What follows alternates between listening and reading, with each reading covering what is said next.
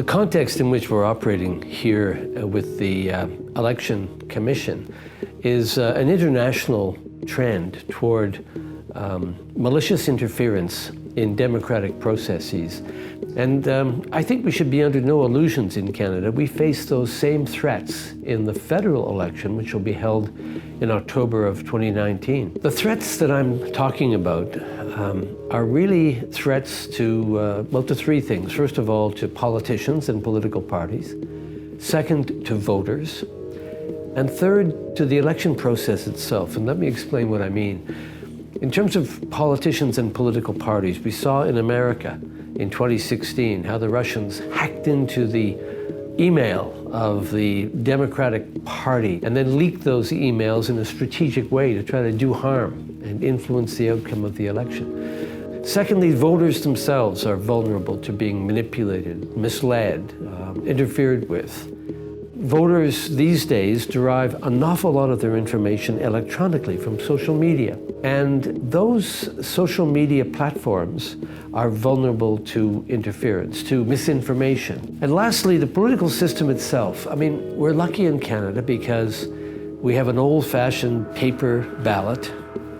We don't vote electronically, so the act of voting itself cannot be interfered with. But we store our information electronically, and so we have to be careful that it's not interfered with. The Transatlantic Commission on Election Integrity met here in Ottawa at the end of April. We brought in members from around the world, and it gave me an opportunity to present to my colleagues on the Commission a report of what Canada's been doing. For example, Canada amended our Elections Act in legislation that was adopted last December to strengthen it in many ways, to prohibit absolutely any foreign financing of Canada's election, to prohibit misinformation, to make clear what the expectations are in terms of the truth of statements made by candidates or people about candidates.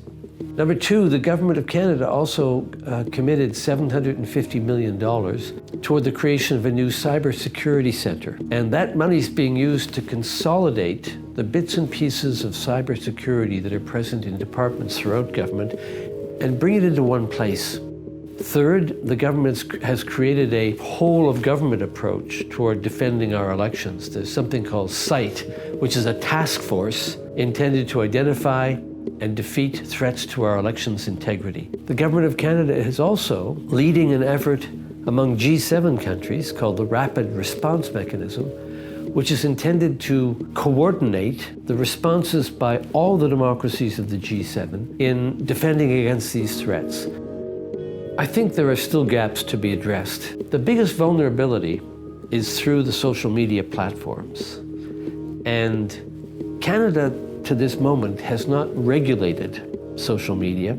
Self-regulation is rarely successful in protecting the public interest. The main interest for the big social media companies is returning value to their shareholders, not protecting the electorate of Canada. So there should be measures taken to protect Canada's elections, which force social media to behave in certain ways. It's not enough for Canada to act alone in regulating social media because they are global platforms. And here's where the Transatlantic Commission on Election Integrity hopes to make a contribution by learning about what democracies are doing around the world, identifying measures that work, that are enforceable, that are effective, and sharing those best practices among democracies so that we can pick and choose and put in place in Canada what has been seen to work elsewhere. Crucial to the health of democracies is the ability to have a conversation among voters